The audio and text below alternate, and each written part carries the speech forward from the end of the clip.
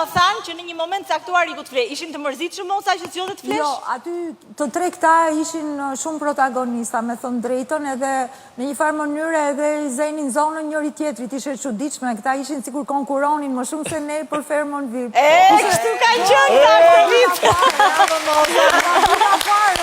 Edhe bile ne utopi tonë duke parë këtë çudi që si cili prej tyre bënte protagonizmin maksimal edhe arrinte mbi tjetrin.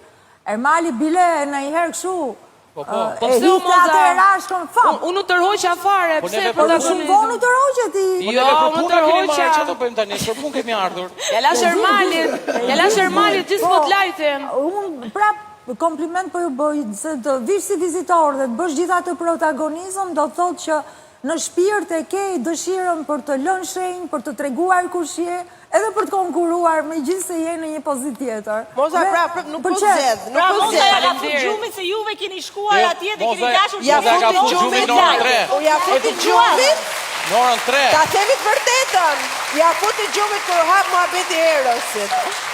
Bashkë 20 minuta të pastrojmë dollapin që ta fuste Moza Ermalin brënda dhe nuk e futi, tani unë u zhgënjeva shumë.